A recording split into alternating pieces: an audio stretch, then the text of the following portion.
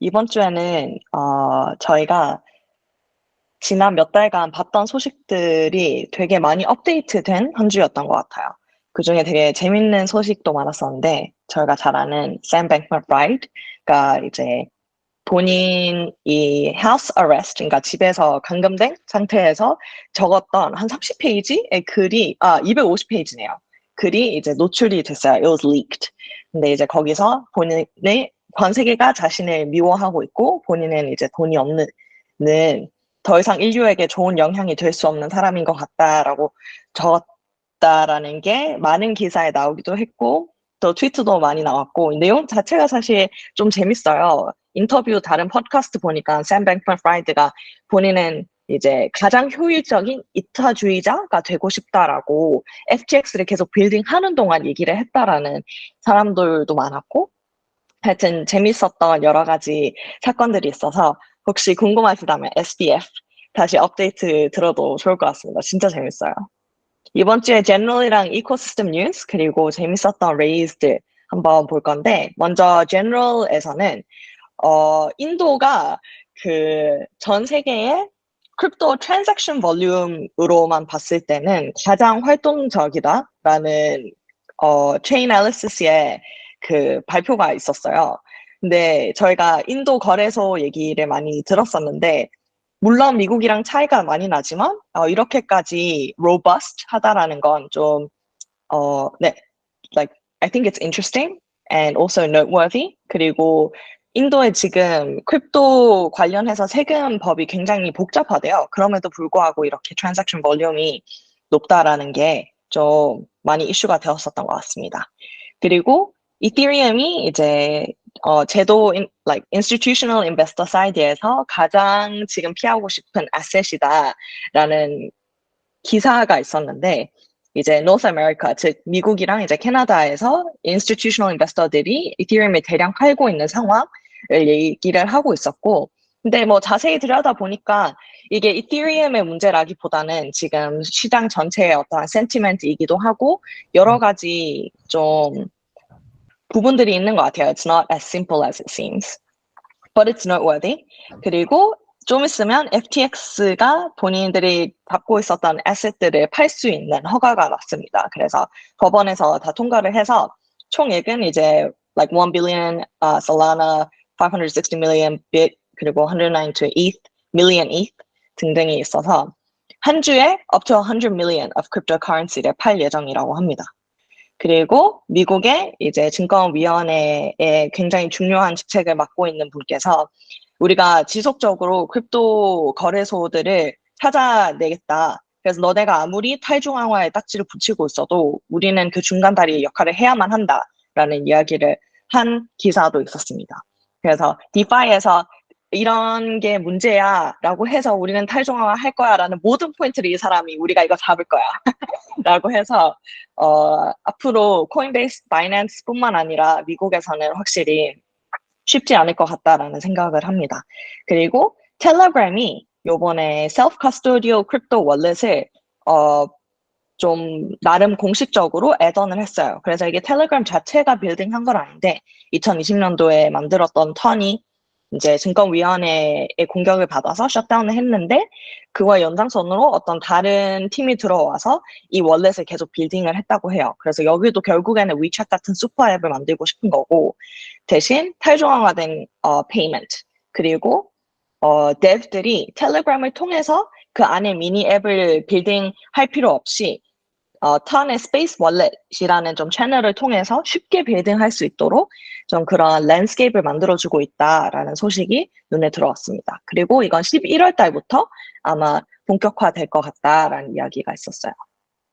그게 정말 딱 하이 레벨에서의 이번 주에 크립토 소식이었던 것 같고 이코시스템 뉴스로 넘어가자면 일단 이더리움에서 역대 가장 큰 테스트넷을 론칭한다고 합니다. 펄스키라는 이름으로 론칭을 하는 것 같은데 지금 현재 메인넷보다 2배의 사이즈가 되고 또 스케일러빌리티에 도움이 되기 위해서 1.4 밀리언 밸리들이 벌써 준비가 되어 있다고 해요. 그래서 이더리움에서 엄청나게 훨씬 더 로버스트하게 좀 빌딩 할 수 있다, 테스팅 할 수 있다라는 게 좀 like a lot of people were excited.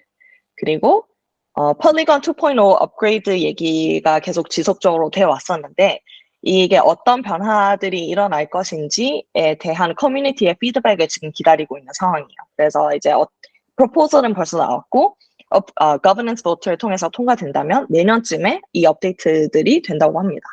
그래서 그 중에 가장 핵심적인 것만 좀 정리를 해왔는데, 첫 번째는 phase zero. 그래서 엔드 유저들이랑 개발자들이 지금 현재 POS랑 ZKVM에 크게 막 어떠한 걸 또 변경해야 되진 않도록 업그레이드를 일단 하는 거고, 또 폴 토큰이 매틱 대신 폴 토큰이 이제 네이티브 가스 토큰이 될 텐데, and staking asset, 그거에 큰 문제 없도록. 그래서 세 번째가 연결이 되는데, 코드 프로퍼티가 좀 유지되도록, 하여튼 그런 등등의 프로포설이 나와서 확실히 폴리건 2.0가 본격화되고 있다라는 느낌을 받았습니다.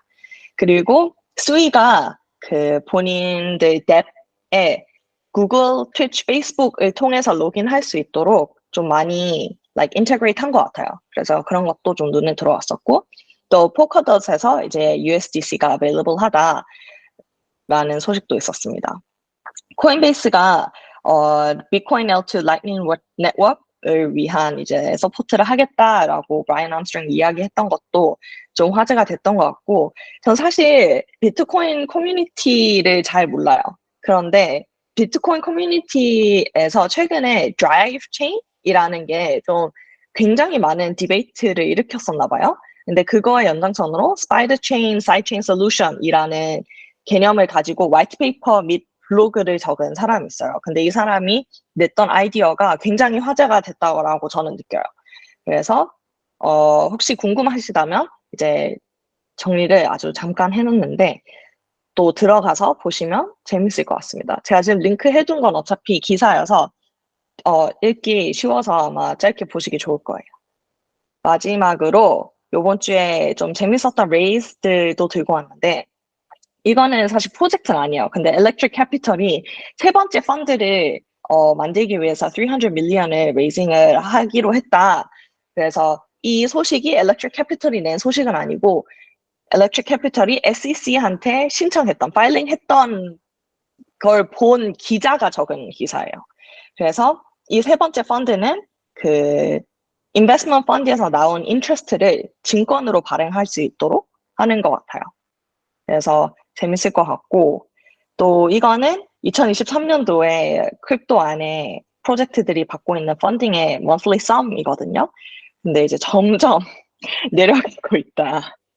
그럼에도 불구하고 정말 희망 있는 프로젝트들이 이번 주에도 많았다라는 걸 이야기하면서 넘어가자면, 일단 GBIT라는 Hybrid Crypto Exchange라는 라고 이제 선정하면서 나온 프로젝트가 있어요. 여기는 5 million seed round를 레이징 했는데, 하이브리드라고 했을 때 off-chain order matching이랑 on-chain settlement, 요게 그 메인의 그 하이브리드가 되는 것 같아요.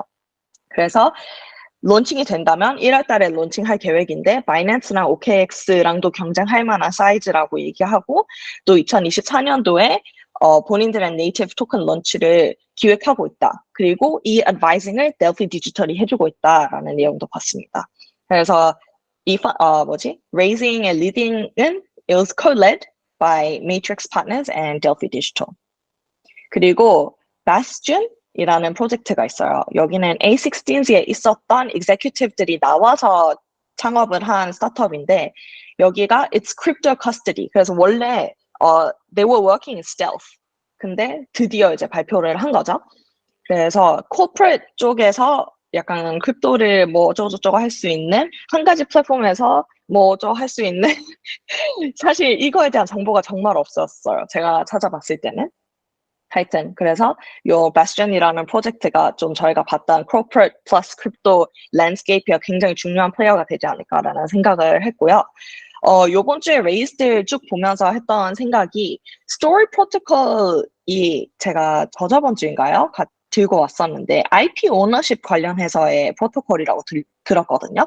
근데 여기에 정말 많은 저희가 아는 웹3 네이티브 VC들이 들어가 있고, 이 프로젝트가 약간 주목할 만할 것 같다라는 느낌을 계속 받고 있어요. 계속 언급되기도 하고 계속 눈에 들어오기도 하고 그래서 스토리 프로토콜이 뭔지 한번 봐도 좋을 것 같다라는 생각을 했습니다. 그리고 Layer N이라는 프로젝트가 있는데 they raised 5 million. 여기는 by Founders Fund. 피터 티엘이 백킹하고 있다고 유명한 Founders Fund 그리고 Delphi.에서 이제 리딩해서 raise를 했고 네, 여기는 뭐 Ethereum's financial layer, 뭐 modular, ultra low fees 등등이라고 합니다. 마지막으로 찐막. 제가 요번 주에 좀 돌아다니면서 눈에 많이 들어왔던 것들을 정리를 해봤는데 처음에는 Eclipse라는 프로젝트예요. 근데 여기가 they say they are Ethereum's fastest L2. 근데 powered by Solana Virtual Machine, SVM. 그래서 뱅클스에서도 그 사람들 초대해서 팟캐스트를 하기도 했고 또 로봇 벤처스에서도 계속 실행하고 있길래 좀 Eclipse가 눈에 들어왔던 것 같고 또 Decentralized Social이 확실히 프렌텍이 너무 잘 되면서 계속 주목을 받고 있는 것 같아요. 근데 프렌텍이 일단 코인베이스의 베이스가 너무 잘 되고 있다라는 트랙션 레코드가 계속 보이기도 하는데 그거의 큰 지분을 프렌텍이 가지고 있다라는 like 매트릭이 계속 보이고 있어서 프렌텍이 더 이렇게 하이프를 얻고 있는데 사실 프렌텍은 소셜이라고 할 수 있는가? 그냥 speculative activity 아닌가? 약간 소셜은 아니지 않나라는 입장도 있지만 그럼에도 불구하고 어쨌든 지금 시장에서는 speculative cash는 별로 안 돌고 있다. 근데 보면 그래서 그런지 파카스타는 최근에 all-time high를 찍었고 in terms of like activity 그리고 렌즈는 이제 V2 론칭 준비하고 있고 프렌스텍은 진짜 말할 것도 없이 엄청나게 핫하게 하이프 되고 있고 그래서 좀 decentralized social에 대한 하이프뿐만 아니라 like the reality 그래서 어떤 퍼드를 들으니까 파카스랑 렌즈랑 프렌텍은 사실 비교도 할 수 없을 만큼 근본이 다르다라는 이야기들도 있어서 하여튼 그런 게 좀 it has my interest nowadays. That's all for this week.